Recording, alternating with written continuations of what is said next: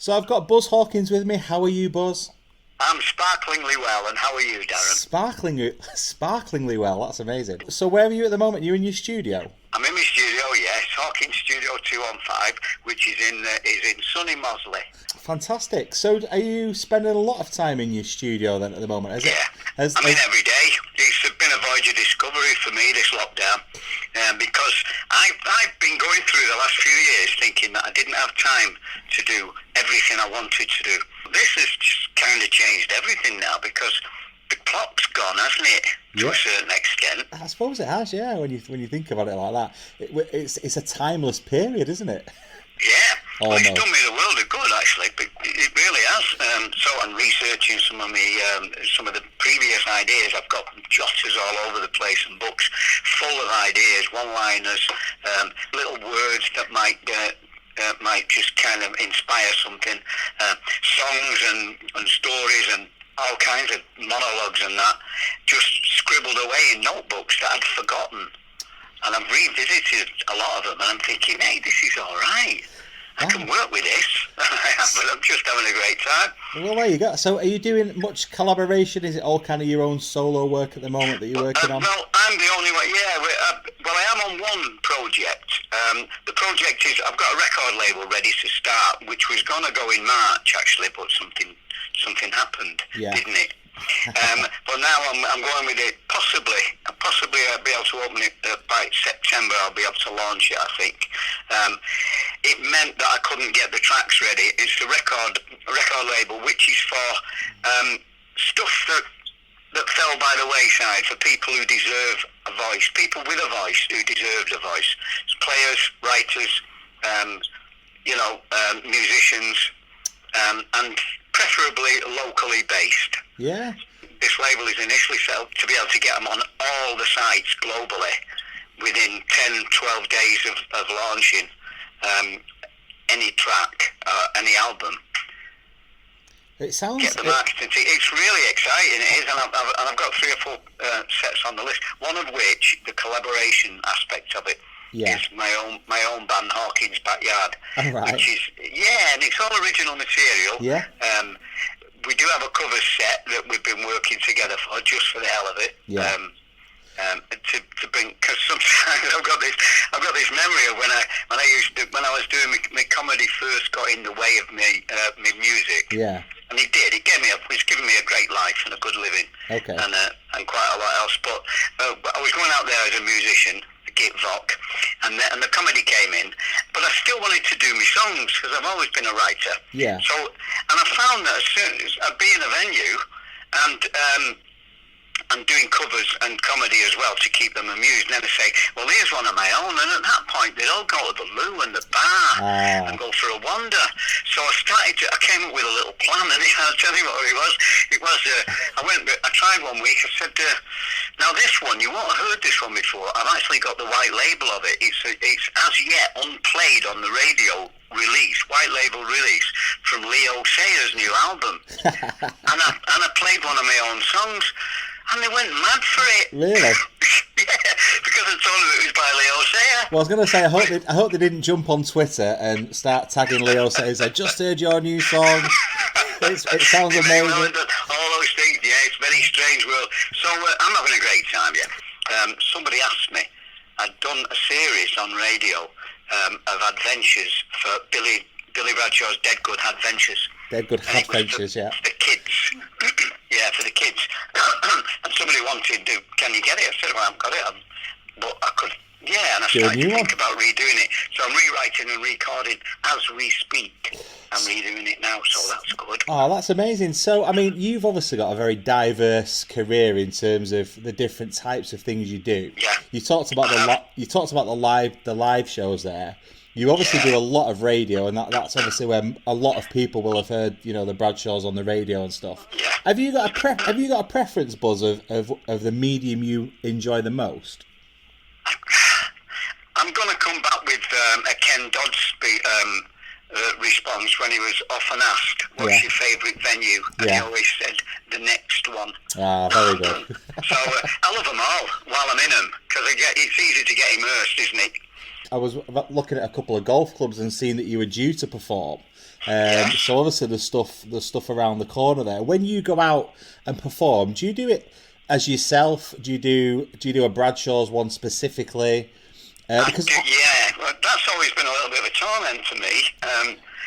Because I love to create and produce and do diverse material, and yet nowadays people want to see the Bradshaws. Yeah. And it brings its own little problems. It fills the venues, which is fantastic.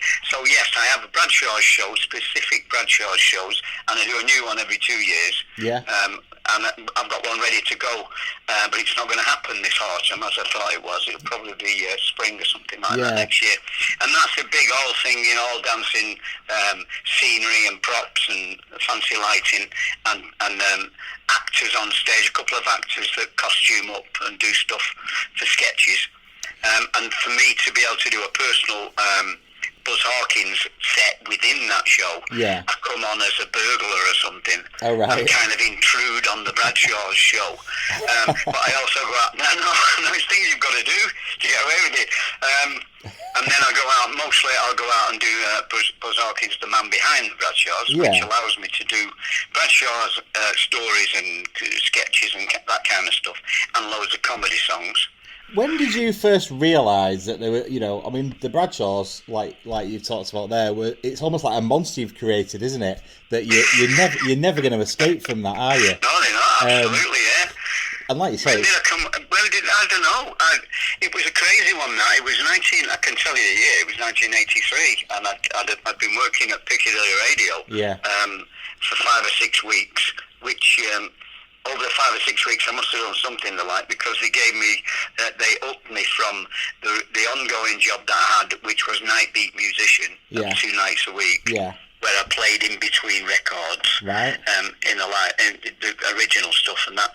And then after 5 or 6 weeks, I got a call from from He Who Must Be Obeyed, who said, "How do you fancy being an overnight producer?" So I said, "Well, producer? I don't know, what's a producer?" He said, "Well, you do exactly what you're doing now, but you have a key to the record library." Happy days. And provide a DJ with tunes. So I went in there and I took it quite seriously, really, and just learned from as many other people as I could. And I really enjoyed it. And then during that time, it allowed me then to realise quickly that the bosses didn't listen to the nighttime broadcasts. Yeah. And we kind of got a little bit anarchic in there and did anything. Yeah. And one of which was a couple of stories and features that I did. And the Bradshaws was one of them, a monologue. Yeah. And it was crazy. I did it in the form of Albert and the Lion. Okay. Right? And it was a story of a family, as yet nameless. Yeah. With the boy's name was there, Billy. Yeah. But Mum and Dad were Mum and Dad, and it was a trip to the zoo. That's what it was supposed. A trip to Blackpool. That's what it was supposed to be. But instead of being like the standard monologue, where it's a narrative and somebody tells the story, I thought I'll do this in voices and let the characters tell the story. At that point, when I wrote it, I hadn't actually practiced the characters, so I had to go urgently before I went on air to go and practice, and I found the highest sensible voice for Billy, the lowest one for Alf, and I struggled to get Audrey, because Audrey is kind of, being feminine is one thing, there's a voice, there's something about it, and I came up with it, and I'll tell you how it went. I'll just give you, I think I can remember a verse or two. Oh, that'd be amazing. That's right. Alf, love, should we take the lad to Blackpool? It's raining. Well, it might be sunny there. We'll take the flask and plastic cups. We'll go down to the other end away from the fair. Dad, can I wind the window down and watch the smoke come from the tunnel? No, lad. I know it went, I can't remember. Oh, that was amazing. I'm sat here with a massive grin on my face, and phones went mad. That's just... and it only took a couple of weeks for me to realise that people wanted it. Yeah, and I ended up doing 5 stories a week. Wow. And when I got to 700 radio stories, wow, in 2002, 2005, I think it was, 2006. Here's something, you'll understand this with radio and the media. It's quite interesting that I was then feeding 30-odd radio stations Yeah. with weekly stuff. So some of them were running one a week, some were running anything from 2 to 6 a week. Yeah. And I was keeping up in front of them by just a week in advance. So I say, you must contact me the week before and I'll get you material for you. Yeah. So I was writing new every week. I was writing 5 and 6 and 7 stories a week so that I could fulfill the needs. But they were phoning me up the night before. Gosh. We've run out of material. And I was jumping in a car and driving to Stoke and to Wales and Mad. bananas. Mad. And then anyway, I decided it's time. So I sat down and I pruned in my 700 stories and combined them into 300 stories. Right. Rewrote, re-recorded, Wow. and remastered 300 stories radio ready. Yeah. And then all I had to do was let them have the lot all in one go. Gosh. And you please yourself.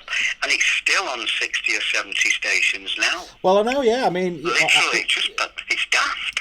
it is, isn't it? And you know, wherever you are in the UK, you've probably got a radio station that has this sort of material. And obviously, it's different with radio these days. There's like big groups, isn't there, that owns all the stations now. That's right. Yeah, a lot of them, more so. yeah, a lot of them network stuff. So it tends to be the community or the local stations that want to kind of pick up on this sort of stuff because they've got a bit more freedom, I guess, with their with their programming. And I was a little bit crafty when I came up with these, but because I was producing radio at the time, even though I was a novice still, I quickly realised that there were playlists to stick with. So radio stations, commercial-based radio stations, had formats. So they'd have a maximum of 7 to 9 minutes of adverts in the hour. Yeah. They had to do every 20 minutes a traffic update. They had to do a news bulletin on the hour and an update on the half hour. So, and then they had a certain amount of speech dictated to by the radio authority, broadcasting authority. They could only do so many. They had to do so many minutes of speech within the hour. Yeah. Depending on the license, and all this went on, and all I did was I started to write and produce the stories, so that they landed round about 4.5 to 5.5 minutes long, and all they had to do to fit one in was drop a record, drop a song, and it worked. Amazing. And that's what they do now. They can play the Bradshaw stories, and anybody wants them, they can have them. I can provide them. Yeah. And they just drop a record and put it in. Yeah. And it worked. And then here it is, all these years still going on. It's amazing, isn't it? I mean, you came down not so long ago and spoke to some of our older ones, and I remember you brought Billy down and was kind of showing them how it all works and stuff. What advice would you give to like a young creative person, particularly at this moment where people are feeling, you know, a little bit, like you said, it's a bit timeless where we are now, and a bit not sure how it's all going to end. Have you got kind of any advice for a creative mind? You know, how best to kind of focus at this time? Well, I can tell you what I'm learning all the time, and I'm still learning it now, is that especially from going back through my archives and stuff and researching for the novel that I'm working on and Billy's Adventures, is that don't try to write for the market at this stage, because you don't know what your market is. Write what you feel. Sit down and do, and if it's as daft as it is and as over the top as it is or left wing as it is, do it. Try it. And if you've got a phone and you can, and if it's a visual thing, a character or anything like that, put the phone down, put it on record, and either video yourself doing it and check the audio and listen then, because when you're in the process of writing and performing it, you don't actually hear yourself properly. You hear your inner voice, not your outer voice. So as often as possible with the kit you've got now, mobile phones especially, you can immediately audition yourself. Try something, play it back, and you'll find that will build it all the time. And don't turn an idea down. If the idea pops up and you think, well, that's all right, try it. Right there and then, don't dismiss anything without trying it, and keep the things. Yeah. Store them. I mean, it was, in my time, it was cardboard boxes and paper, and I'm still digging them out now. Yeah. Tons of it now. It's all on a phone or on the cloud. Use the facilities, and it's costing nothing. Yeah. I've spoke to a couple of people, a couple of our patrons who are professional actors and that sort of thing, and I spoke to them about how you've got to be thick-skinned for being an actor because of the rejection, how competitive everything is. Have you had any experience of that where you've had to almost bounce back? Yeah, I have. I got a bit of a sideways knock. Yeah. Not many years ago. I think it'll be maybe 5 years ago now. Yeah. One of the people that we went to see, two-handed, yeah, was the head of ITV. Wow. He invited us down and said, come on and talk to us because we know all about your legacy and heritage and stuff like that. Yeah. Tell us what ideas. So we presented what we thought were the good ideas, and she sat back, and I can't remember her name for the life of me, and she sat back and she said, this is quite good. We like this, and she's talking the royal we. She was on her own. Right. We like this, but what it needs, the only thing that's missing really, is talent. Oh. I said, what? Wow. Talent. And the guy that was sat with me, bless him, gave me an elbow and he said, celebrity. Right. Because that's their word for celebrity. I see. She said it to me, and I thought, should I give her one here? Should I? Yeah. So she was so basically she worded talent, and you took it literally in the sense. And really, insult. What it meant was, if you were sat there as somebody who was currently presenting X Factor, they'd have sat and listened to you. So that knocked me sideways up, really, just for a few seconds, and then I got only a week later we got a call from her. Yeah. Saying that, could you do a demo? Could you voice up and do it on a storyboard for us? What do they call it? It's an animatic, right. They call it. Yeah. Which is still framed, but it's drawings, but in a sequence, like a slideshow. Yes. With an audio track underneath it. So, can you do that for us? Because we have Peter Kay, who's quite happy to come down and do some voices for you. Gosh. So, blimey. So when Peter came down, yeah. it turns, and I've met Peter many times. I was going to say, I'm sure were you on Phoenix Nights? Were you? Yeah, I was going to say you were in the band, weren't you? I was in the band, yeah. I remember seeing it. Yeah. Yeah, the mad mandolinist, yeah, that one. Anyway, and he came down, and he was absolutely wonderful. And he sat there opposite the ITV people. He said, "I know why I'm here." Yeah. He said, "I don't need to do the voices here because they're perfect. So I know what you want. You want my name attached." Right. He said that to them, and they sat back in the seat. Gosh. And they were all not, yes, Peter, yes, Peter, yes, Peter. Anyway, he did a voicing for me, and he did Alf. Yeah. But they didn't want him to sound like Alf. They wanted him to sound like Peter Kay doing Alf. Yeah. For obvious reasons. Yeah, yeah. And it didn't work. No. So I liked it, they liked it, but he said I've spoilt the Bradshaws because it's not flowing. They dropped it at that point. They said, we'll come back to you, so nothing happened. So yes, that was a side swipe. But it's not stopped anything. I just get out and do my audience stuff and come home from a gig, and it stands me up again forever. It just makes me feel good. You do sound a very positive person. Oh, blimey, yeah. And I hope when lockdown is over, you'll be able to bob down and come and see the guys again, because they'd love to hear you and just sitting and listening to you like that. I look forward to it. I've got loads to tell them. So, amazing. Yeah, that'll be good fun. Thank you so much for your time, Buzz. Take care, my friend. Yeah, thanks, take Buzz. care. See you later. Cheers. Bye-bye.